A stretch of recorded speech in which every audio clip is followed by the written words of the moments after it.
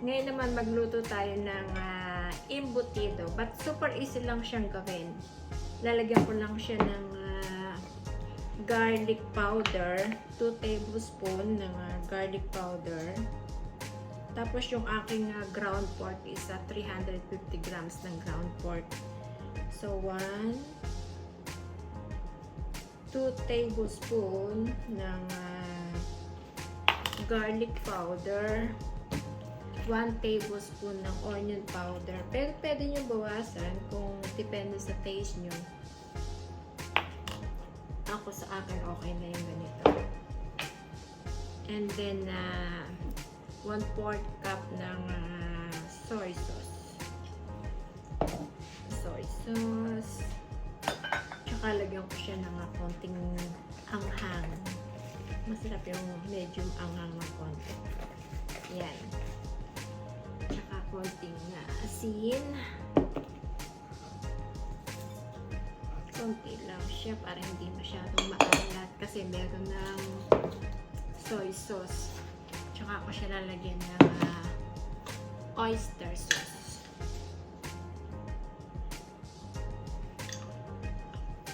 Oyster sauce and pepper.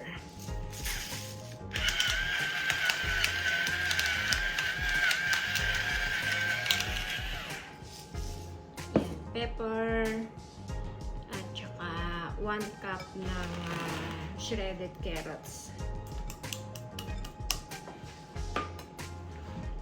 And tsaka half cup ng all-purpose flour. Kulang pala. Wala akong itlog. Kuha tayo ng itlog.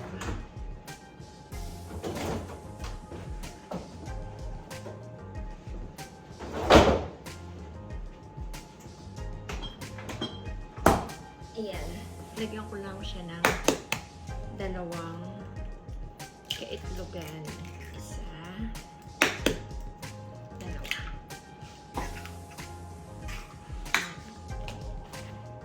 Tapos, imekos-mekos mo lang siyang ganyan.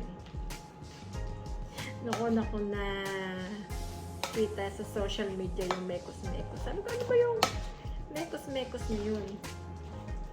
Ano daw pala yan, vlogger din siya na lagi niya sinasabi mekos-mekos. Yan, mekos-mekos mo lang siya ganyan. But kung you think na kulang pa yung soy sauce, lagyan mo pa. I think okay na sa akin itong ganito na 1/4 cup of soy sauce lang. I-mekos ko lang siyang ganyan.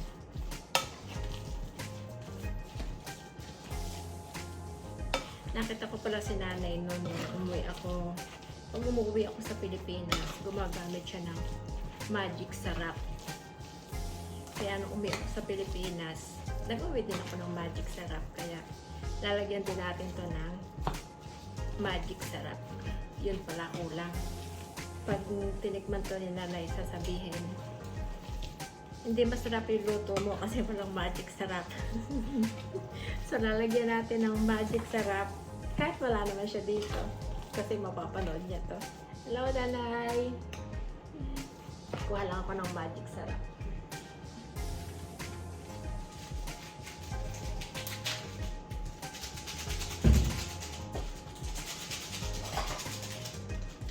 Ayan. Lalagyan ko na ng magic sarap yung aking embutido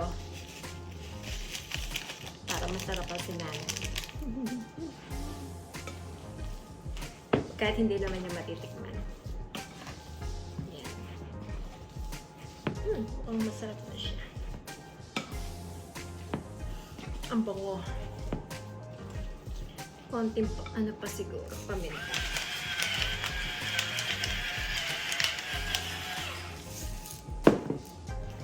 Yan, so garlic powder, onion powder, soy sauce, oyster sauce, salt, pepper, magic sarap. Ganun lang. Parang gaganda yung braso ko dito kasi workout na itong mekos-mekos ko na tong aking ground pork. So, I think okay na to. Nahalo ko na siyang mabuti. Yan. Okay na yan. Tapos, ibabalot ko siya ng dalawa. Kasi yung aking honey bunny, ayaw niya ng, he doesn't like something inside. He just like plain. But si Bunso, lalagyan ko siya ng, yung kay Bunso, lalagyan ko siya ng cheese at saka luncheon meat sa gitna. So, meron na ako ditong aluminum foil. Kung lang ako ng isa. I-focus natin yung camera. Isa. Tapos dalawa. So, unahin natin yung plain. Yung plain lang siya. Lalagay ko lang siya dito sa foil. Tapos, iro-roll ko lang na gano'n.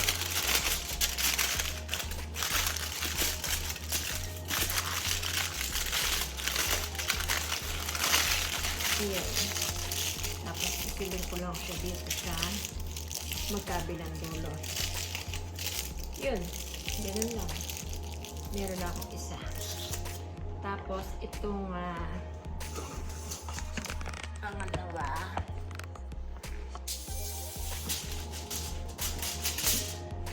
Lalagyan ko siya ng cheese. Binili ko pa to sa Pilipinas. Itong Eden cheese ko nung umuwi ako kasi ang mahal dito na to. It's like super mahal. Kaya bubili ako dito sa yung umuwi ako. And then, kasi super bigat na yung aking luggage. At apat yung uwi ko na to. Mabigat siya. So, yung isa nilagay ko dun sa hand carry. Nung chinek ako dun sa security, sabi, ano daw ba yun? Sabi ko, cheese yan. Sabi nila, pwede daw ba buksan? Sabi ko, yeah, sure, go ahead. Check nyo, cheese namin yan sa Pilipinas. Dinala ko lang dito. Yeah, tinatanong kasi kung ano yun. So, mag-cut lang ako ng isang pahaba na to. Tapos, ito yung ilalagay ko sa gitna. Para kay Bunso. Gusto niya kasi to. Yan.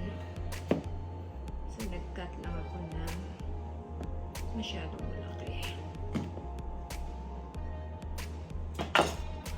Yan. Ganito lang siya para siyang stick.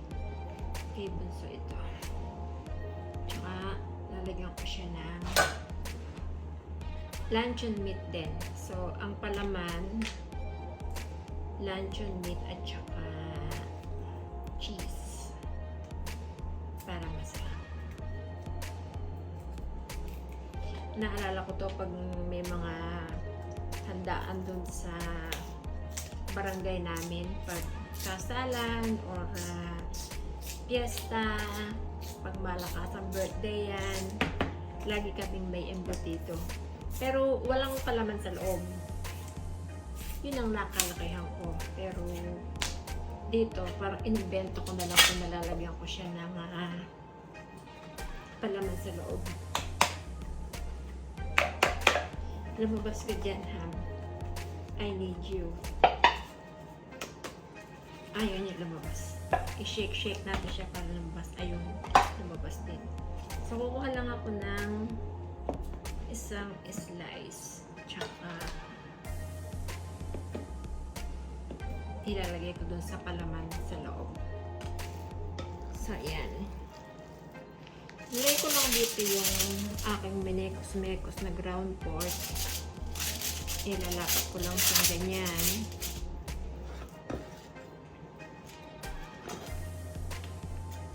Kunin natin lahat kasi sayang.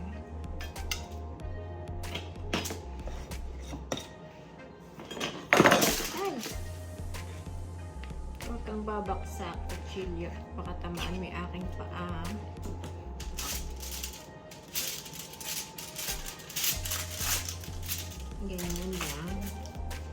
Lapad ko lang siyang ganyan. Tsaka ako lagyan na tong luncheon meat sa gitna. At tsaka cheese. Oh. Ito na ang kanyang embutido na may palaman cheese. Nahiwa ko na din tong isa. So, ilagay ko na siyang parehas. Saka ko lang siya i-roll. Medyo malaki to kasi na meron siyang palaman.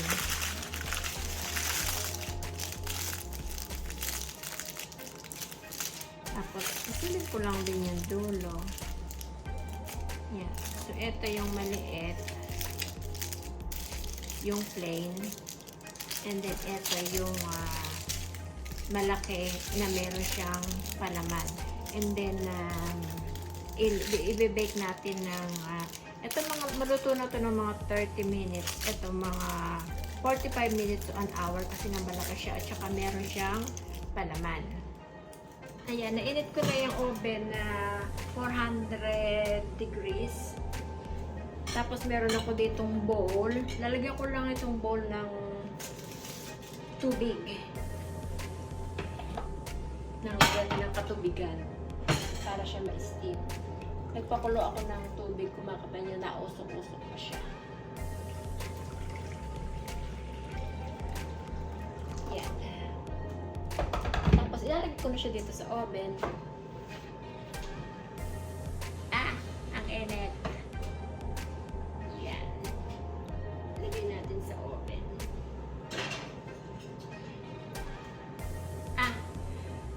Ito pala, sabi ni nanay nung teka lang, meron ako sa inyong kwento.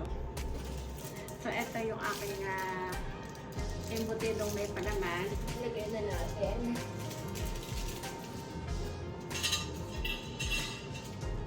Tapos itong embutidong plain na walang palaman. Yan. So, take 2. Kunyari, bubuksan ko yung oven. Ganun. Kasi si nanay noong nagdadalaga ako, pag doon nagwawalis-walis ka sa harapan, pag nagwawalis ka, gaganon ka.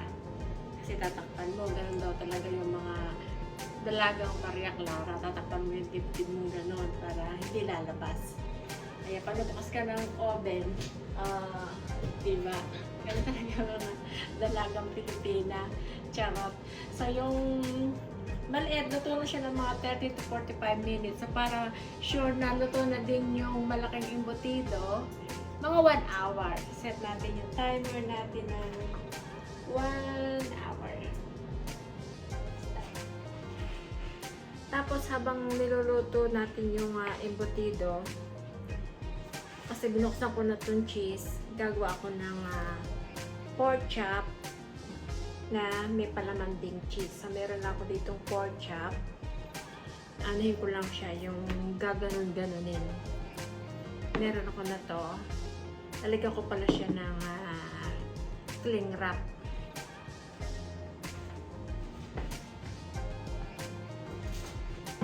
Para hindi siya iila-ilansik sa aking kadamitan. Meron palang nagsabi na bakit daw ako nagluluto nakadress pa ako. Yeah, that's fine. Kung gusto nyo magsuot ng long gown na feeling nyo isa Miss Universe kayo habang kayo nagluluto or merong corona, go ahead. Basta kayo masaya. Masaya ako na nakadress ako habang nagluluto. So, kung saan ka masaya, supportahan ta ka. Yan. Unahin ko tong isa. Gaganon-ganonin ko lang siya. Meron ako ditong martilyo. Kung wala naman kayong ganito, hiramin nyo lang yung martilyo ng tatay nyo or ng kuya nyo, tsaka nyo ng hugasan, tsaka nyo lang ganonin ng ganonin. Para siya lumapat at tsaka numipis. Or pwede rin yung likod ng kutsilyo. Saglit.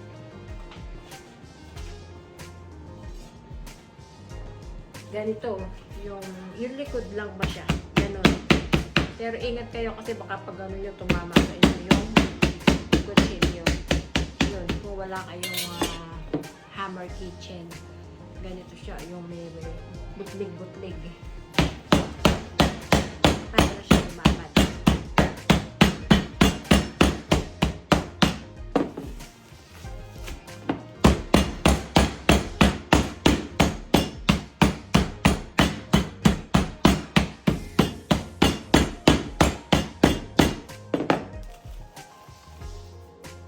Konti pa.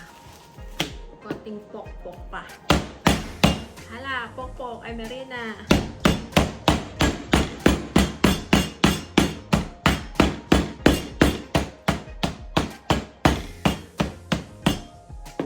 Yan. Yun. Malapad na ang ating pork chop. Ilagay ko siya muna dito. Kunin ko pa yung isang maliit. Eto, makagawa ko dito ng dalawa. Dito sa maliit, isa lang magagawa ko dito.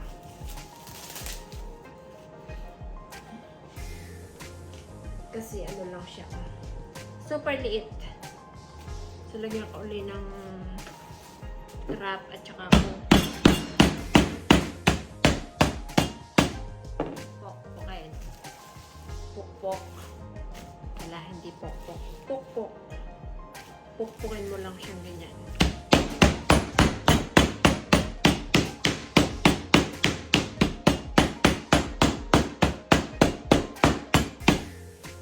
Kabilaan.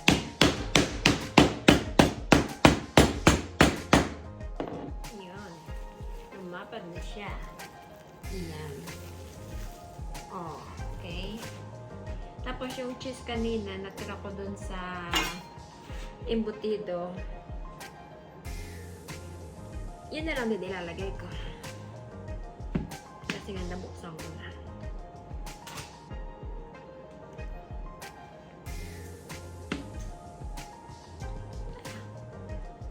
Huwag kang mahihiwa. Matalim. Unahin ko tong maliit. Pero bago ko ilagay yung cheese, lagyan ko muna ng salt and pepper.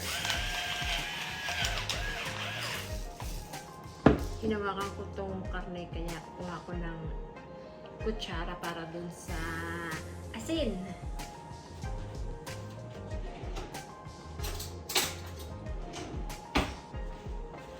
Yan, meron akong kutsara para sa asin. Both sides. Nilagyan ko siya ng asin at paminta. Both sides. So, ibaliktad. Bubaliktad ka dyan. And then the other side. Salt. And pepper.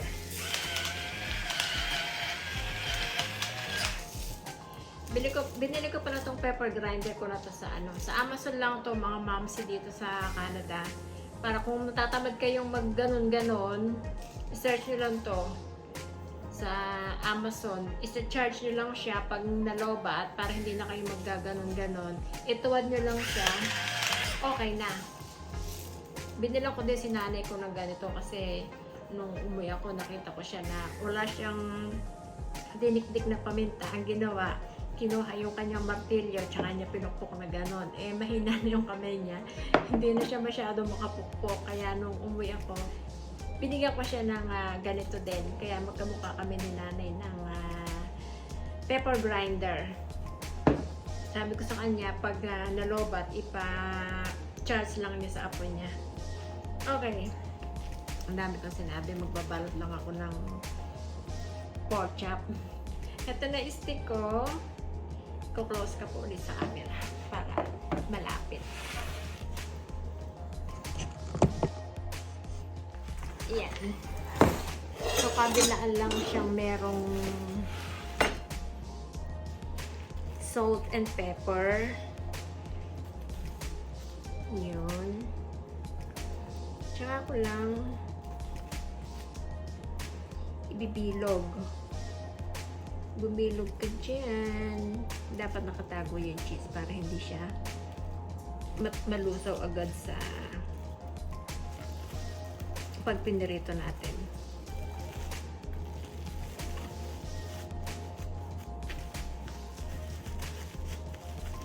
Yan. Meron na akong isa. Tapos itong isa, hatiin ko siya sa gitna. Tapos lagyan ko lang din ng salt and pepper. And then, ibaliktad. Bubaliktad ka dyan. Salt.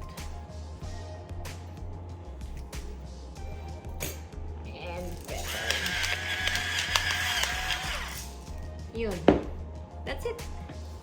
Tsaka lagyan ko lang siya ng cheese ulit. Roll na pork chop. Hindi ako makita. Eto po ako.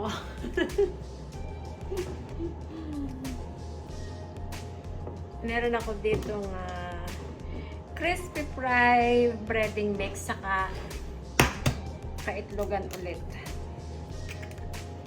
Gamit na gamit ang itlog sa pagluluto. Tapos babatihin ko lang siya.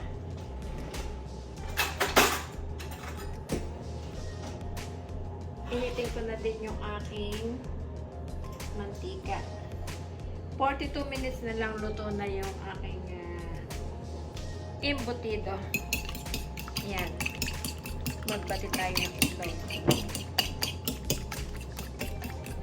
Ay, lagyan ko pala ng mantika yung aking pan. Buksan ko na at konti lang ang lumalabas dyan. Yun.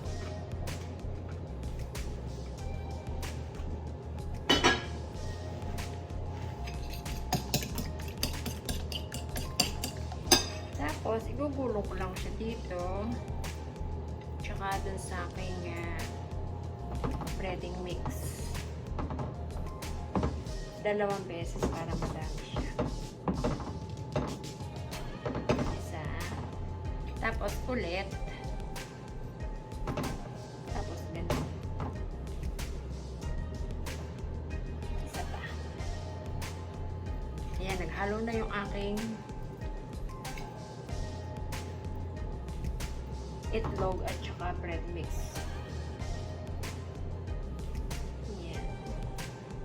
Nagugas naman ako ng kamay. Don't worry, folks. Sabihin nyo na kinamay-kamay. Kinakamay po talaga yan. Basta maghugas lang kayo ng kamay. Parang konti pa yung aking breading. Konti pa. Or paliguan nyo na siyang ganyan. Mas madali. Ayun. Para siya mas madali.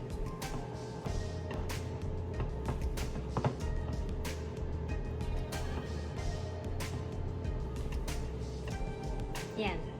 Maghugas lang ako ng kamay tsaka natin ipiprito.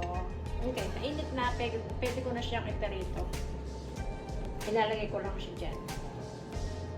Manipis naman yung pork chop kasi nga inano ko siya yung minartilyo. Kaya madali lang siyang paluto. Yun.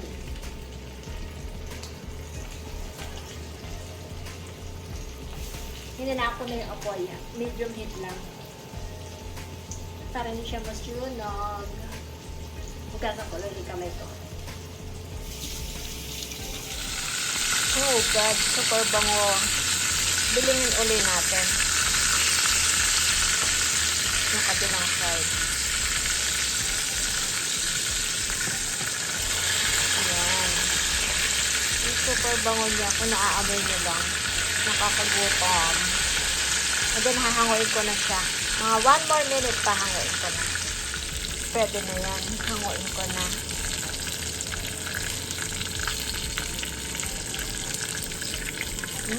Look siya Itong isang bumuka. Ito na lang yung titignan ko. Itong nakabuka. Ito din, look, may pasilip yung kanyang cheese. Tadan! May pa-showing ng cheese. Sumama ka dyan sa iyong karne. Ang ganda niya. Hindi siya masyadong tostang. Ano siya, crispy siya sa labas pero malambot yung loob. At dahil lumabas yung cheese, ibalik natin yung cheese. Bumalik ka dyan. Tsaka lagyan natin ng sauce.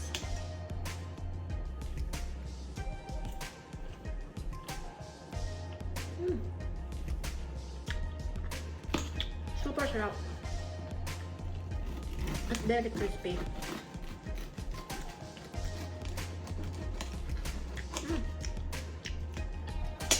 Sarap.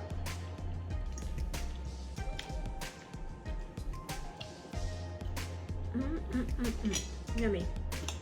And then 15 minutes pa yung embutido tsaka natin titikman. Sarap niya.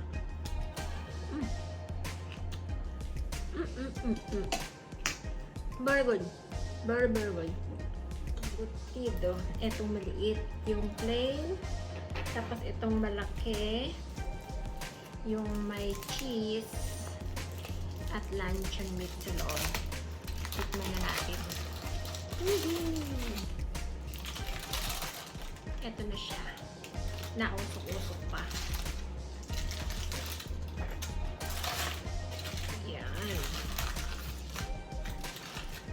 Tapos itong isa naman, yung plain. Ano to? 1 hour ko siyang binake for 400 degrees.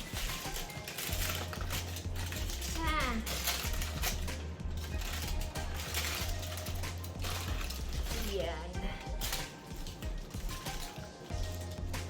Mainit. Yun. Alisin na natin parehas yung wrapper. Tada!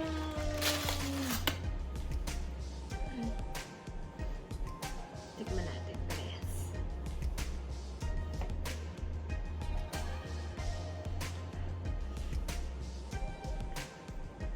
Init.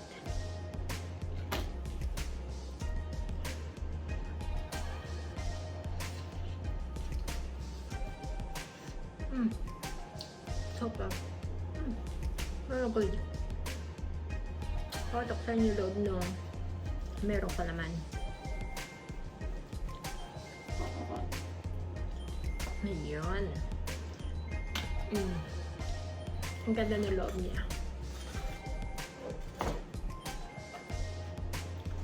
Ayun siya. Isang plain at isang merong palaman. Nausok-usok. Ayan ang aking pogi. Galing siya sa work. Kakauwi lang niya 7 o'clock.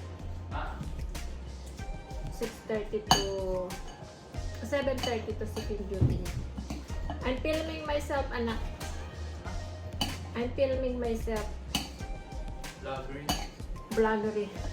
Ginaw na ginaw. Yan, aking poging busuan. So I make embutido, anak. Yours is with the cheese and luncheon meat, and this is us with the just plain. And then I also make this one, deep fry. Pork chop, and this is embutido. Yeah. Okay, see you next time on my next video. Bye-bye! Bye-bye kami sa... Bye-bye!